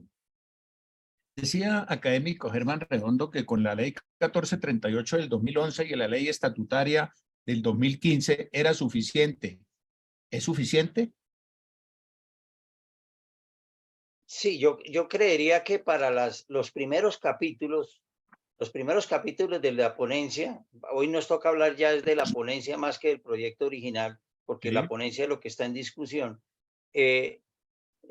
dijéramos, son repetición de leyes que ya están vigentes. Yo concuerdo perfectamente con el profesor Fernando Sánchez Torres que la gran reforma ya se hizo, es la ley estatutaria en salud. Y la ley estatutaria en salud se puede reglamentar directamente en muchos aspectos. Realmente lo que necesitaría ley sería el régimen especial laboral para los trabajadores del sector de la salud y algunos puntos específicos como la reconstitución del Consejo Nacional de Salud y algunos pocos aspectos. Esa reforma se podría resumir muchísimo de esos 155 artículos en que va ahora, por ahí a 25 o 30 máximo, creería yo, y sería mucho más funcional, más clara, como lo fue, por ejemplo, la ley estatutaria en salud, que tiene muy pocos artículos, pero que dicen mucho cada uno de ellos, esperando que el ministerio ahí sí lo reglamente, pero desafortunadamente esa reglamentación no se ha dado. No ha habido tal vez la voluntad política de hacerlo o la dificultad económica de hacerlo, no sé cuál sería la traba, pero hasta ahora no se ha hecho y nosotros insistimos en que la ley estatutaria en salud debe ser reglamentada y la ley 1438. La ley 1438 en todo el capítulo de salud pública, determinantes sociales, está sin reglamentar. Mil gracias. Doctor Juan Ricardo o sin aplicar, más bien. O sin aplicar, más bien. Juan Ricardo, adelante. Gracias, buenas noches a todos. Bueno, en primer lugar, felicitar al doctor Herman por su excelente y muy clara exposición. Estamos acostumbrados a escucharle ese tipo de alocuciones desde hace bastantes años. Sí, mi pregunta es en el siguiente sentido. Ha sido una constante inquietud durante todo el proceso de elaboración y presentación del proyecto de reforma al sistema de salud colombiano, si desde el punto de vista estrictamente jurídico era lo más conveniente presentarlo como una ley ordinaria o como una ley estatutaria. Pues no somos abogados, pero yo pienso que el doctor Redondo sí tiene una larga experiencia en el sector y quisiera conocer su punto de vista, sobre todo de lo que podría llegar a ocurrir eventualmente ante una revisión por parte de la Corte Constitucional de lo que se llegue a aprobar en el Congreso. Muchas gracias. Ese es un debate bastante complejo y jurídico que al final los presidentes de las comisiones séptimas acordaron que iban a eliminar los artículos que a su juicio y criterio y de acuerdo con sus asesores tocaran el derecho fundamental a la salud para evitar el riesgo de que fuesen declarados exequibles por la Corte, inexequibles por la Corte Constitucional. Como decía el profesor Fernando Sánchez Torres, si se trata únicamente de reglamentar la ley estatutaria en salud, es una ley ordinaria. Si se trata de aplicar o ampliar la 1438, es una ley ordinaria. Pero si toca el derecho fundamental a la salud o el derecho fundamental al trabajo, si toca un derecho fundamental, se convierte, por lo menos esos artículos, en estatutarios y corren todo el riesgo de que sean declarados inexequibles por la Corte Constitucional. Ese es un debate que a mi modo de ver sigue vivo y pues finalmente será la propia Corte la quien dirima ese debate. Ok, muchas gracias. Germán, una pregunta. ¿Esta ponencia cómo afectaría la educación médica? Hay un capítulo de educación médica en el cual no me detuve mayormente, que prevé la formación de talento humano en salud, tanto profesional especializado como de profesiones de la salud, básicamente con el propósito de poderlos trasladar hacia las regiones de la Colombia profunda, llamémoslo así como lo denomina la doctora Carolina Corcho.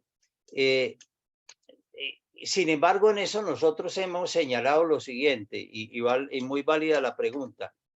Para desplazar personal calificado a las zonas periféricas del país, se requieren varios tipos de estímulos, y no solo estímulos salariales, también estímulos no salariales, porque cuando usted se va para el Guainía, usted es un profesional, un ginecólogo recién egresado, se va para el Guainía, seguramente no se va a llevar la familia porque su familia tiene que quedarse aquí en Bogotá por efectos de los colegios o las universidades. Eso significa que usted tiene dos casas que mantener. Implica un gasto económico alto. Pero fuera de eso, exige unas condiciones laborales apropiadas para el ejercicio de su especialidad. No solamente basta con el especialista en el Guainía, necesita tener una infraestructura tecnológica y técnica para poder ejercer, un equipo de trabajo para poder ejercer. Mientras se monta toda esa parafernalia en las zonas periféricas, eso no se va a poder hacer en 2 años. Y segundo, hay un tema que también hemos señalado desde los acuerdos fundamentales, es que el proyecto original y la ponencia prevé enviar médicos residentes a las zonas periféricas.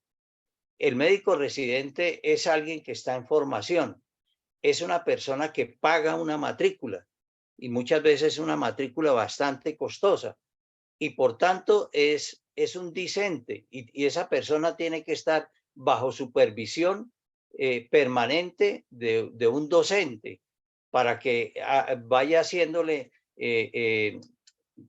paulatinamente vaya progresando sus habilidades y destrezas y sus conocimientos, pasando de R1 a R2 a R3. Así manden los R3, el R3, y dicen que los van a remunerar. El R3 no es todavía un especialista, es todavía una persona en formación. Entonces, nosotros cuestionamos mucho cómo se le va a garantizar al residente la docencia permanente en esas zonas periféricas. No bastará con que vaya una vez al mes el jefe del programa y lo visite y salga con él a almorzar. Eso no es una capacitación docente. En ese término, incluso la ANIR ha estado de acuerdo con nosotros en que tiene que haber una delegación verdaderamente que garantice la educación y el proceso de práctica formativa con supervisión docente. Muchas gracias. Doctor Gonzalo Alberto Clavijo tiene la palabra.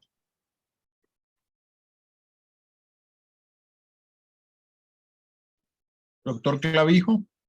Sí, ya, muchas gracias. Estaba acá prendiendo el micrófono. Okay. Bueno, yo solamente quiero llamar la atención. Le había dejado un mensaje a Germán hace un rato y lo comenté hace unos días con él. Una cosa que Germán escribió en alguna de las diapositivas es aquello de que no está calculado suficientemente bien el costo financiero. Yo diría que no de la reforma, sino del sistema que es necesario tener en el país, a mi juicio. Y con la experiencia que tengo, yo he sido persona que ha administrado, he sido gerente de EPS, vicepresidente de alguna EPS, y he tenido oportunidades de hacer varios estudios económicos, y hay unos problemas que se derivan fundamentalmente, voy a hablar de un caso específico, de la insuficiencia de la UPC.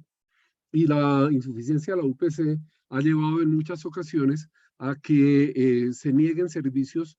Es gran parte de la negación de servicios está originada por la escasez de la UPC. Me preocupa que la ministra ha dicho que la plata la hay y que es suficiente. Yo estoy convencido de que no. Germán ya anotó varios puntos, comenzando por esto de lo salarial de los profesionales de la salud, y aquello de llegar a la Colombia profunda, eso tiene grandes costos. Y solamente quiero dejar esa observación. Es muy preocupante que no se hable de plata, que se deje para después, cuando una de las primeras cosas que hay que garantizar es una cantidad de plata suficiente para tener un sistema de salud equitativo que llegue a todas las regiones, a todas las capas de la población de una manera adecuada. Es necesario hacerlo. Gracias. Gonzalo, grato saludarlo. Yo creo que usted tiene mucha razón. Usted me recuerda en la época del Consejo Nacional de Seguridad Social en Salud, cuando Juan Luis Londoño, que en paz descanse, era ministro. Él siempre tuvo un cuidado muy especial que desafortunadamente se perdió.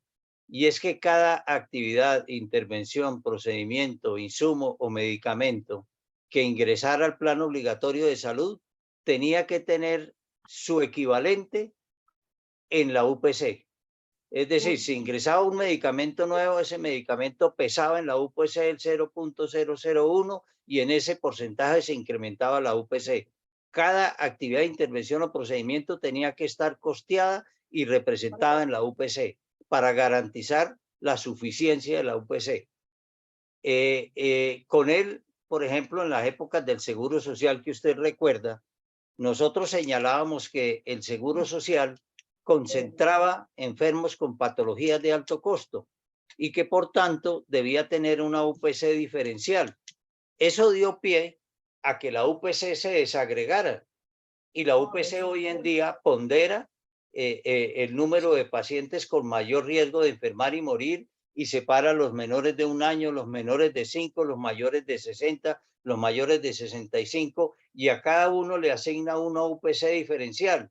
Por eso 2 EPS jamás tendrán una UPC igual en promedio, porque cada EPS tiene una población distinta, con distribución geográfica distinta y constitución etaria distinta. Cada EPS constituye y crea su propia UPC. Y eso es lo que hace el ejercicio de giro y compensación, que lo hace tan complejo. Todo ese concepto, a mi modo de ver, se desvanece en la ponencia. Muy bien traído a colación el tema, Gonzalo, porque ese es un tema que nos preocupa, y tal vez Clemencia Mayorga, no sé si esté presente, ella señalaba en la reunión de acuerdos fundamentales el día de ayer que al separar la UPC de los centros de atención primaria en salud del segundo y tercer nivel, eso tiene que mediar un estudio técnico y científico y académico para poder decidir cuánto corresponde a ese primer nivel y cuánto al segundo y al tercero, porque esa interacción, esa sinergia de la que hablaba el doctor Jorge Ramírez, pues no se va a dar, porque las EPS van a tener, o las EPS que continúen, o los fondos regionales van a tener que acudir solamente al pago del segundo y el tercer nivel. Eso complejiza más el tema, pero no hay solución respecto a eso en la ponencia. No sé si me hice entender. Perfectamente, Germán, muchas gracias. Preocupa mucho que no haya una certeza financiera respecto a una ponencia o proyecto mejor de estas características. No sé quién es iPhone, pero está pidiendo la palabra y vamos a concedérsela. Adelante. Hola, soy yo, Jorge Zambrano. ¿Cómo están? ¿Sí me oyen? Siga, Jorge. Sí. No, es que quería preguntar que en qué quedan las prepagadas y los planes complementarios. Los planes complementarios, tal como está, desaparecerían, porque no se hace mención a ellos. Las empresas de medicina prepagada, hay un artículo específico en que señala que se continuarán funcionando normalmente. Sin embargo, hay un sin embargo que es una observación personal. Hoy en día, las empresas de medicina prepagada, la mayoría tienen su propia EPS, y hay una sinergia también entre la EPS y la de medicina prepagada. Incluso hay un descuento a quienes pertenecen a la misma EPS y a la misma empresa de medicina prepagada. Alguien decía, y esto es un supuesto, es una suposición, alguien decía que mientras se cause problemas en el aseguramiento general, en el sistema de aseguramiento en salud general, hace que muchas personas, para ser correctamente atendidas, vayan y compren seguros privados, aseguramiento privado, y que esa separación del aseguramiento privado, del aseguramiento social, de la EPS, porque si muchas EPS se liquidan, quedarán solamente como prepagadas, pues puede en un momento determinado hacer que esos planes se encarezcan. Eso es una suposición que estará por verse, pero lo que dice el proyecto es que las empresas de medicina prepagada seguirán funcionando normalmente como hasta ahora, y no hace referencia a los planes complementarios, lo que se intuye que desaparecerán. Muchas gracias. Bueno, creo que hemos tenido una extraordinaria sesión hoy, muy aclaratoria de todas las dudas que tenemos, muy ilustrativa respecto a lo que ha sido el camino que ha recorrido el proyecto ya ponencia de reforma de la salud, y creo que para todos ha sido muy provechosa esta intervención tan didáctica que nos ha hecho el académico Germán Redondo. Yo quiero agradecerle al académico Jorge Ramírez la oportunidad de moderar esta sesión con un poco de incomodidad en razón de las circunstancias en que estoy, pero lo logramos hacer, creo que sin problema. Agradecerle, por supuesto, al académico Germán Redondo, tan activo y tan propositivo en la Academia Nacional de Medicina. Agradecerle a todos ustedes por su asistencia y su participación. Y finalmente, como siempre, para terminar, le quiero dar un minuto al académico Germán Redondo para que concluya y luego la despedida final por parte del académico Jorge Ramírez.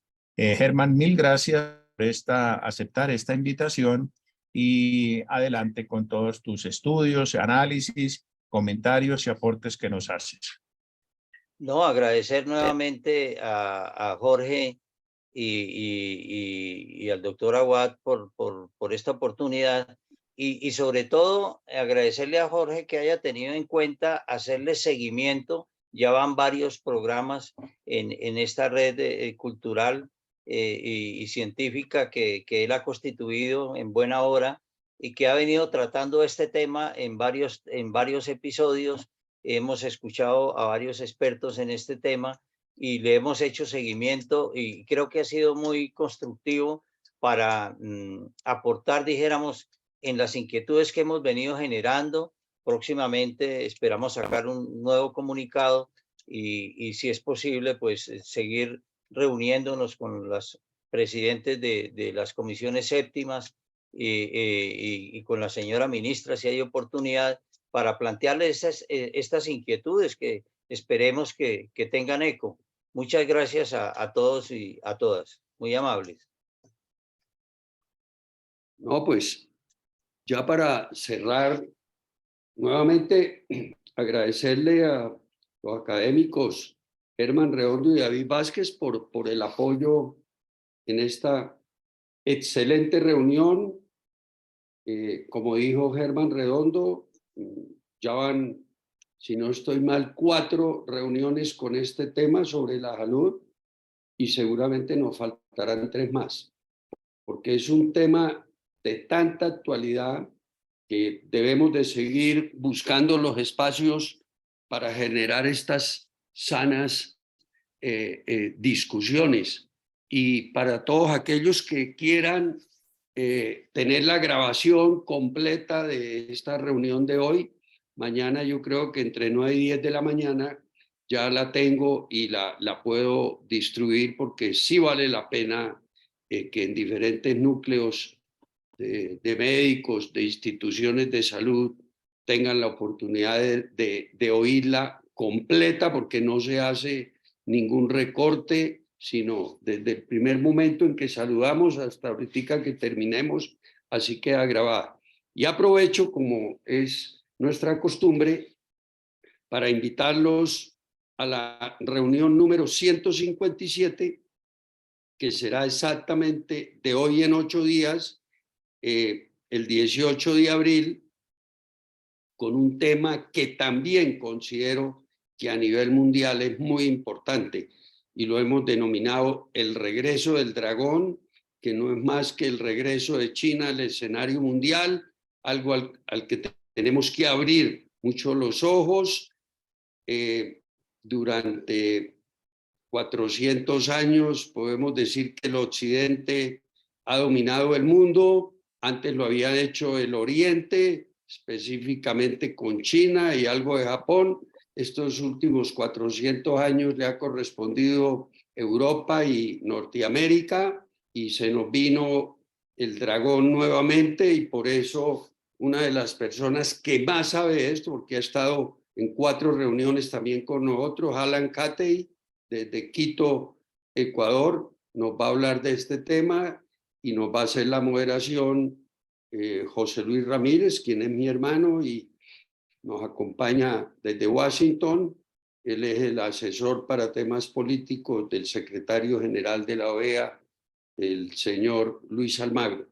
Entonces, todos invitados para dentro de 8 días para oír a Alan Catey hablando sobre este tema que considero que es muy importante hoy en día. Hace poquito hubo la reunión en Moscú entre el presidente Putin y el presidente de la China, y entonces pues todo eso marca algo en el panorama mundial. Gracias a todos los asistentes, tuvimos una muy buena asistencia y bueno, 8 de la noche a descansar y Y seguramente, Germán, en poco tiempo, en la medida en que vaya esta discusión en el Congreso, actualmente está en Cámara, vemos y seguramente haremos una nueva reunión donde tú estás muy actualizado. Gracias a todos y David. Gracias, buenas noches para todos. Muchas gracias. Buen viaje Buenas que noches. tengas en Paraguay, David. Gracias. Sabemos que va a representar a Colombia en un congreso internacional muy importante. Buen viaje, David. Eso. Muchas gracias a todos. Juan Carlos, gracias por la compañía desde Pasto. Sí, señor. Lo mismo aquí al doctor Sergio Ramírez, eminente neurólogo que nos acompaña. Bueno. Buenas noches a todos.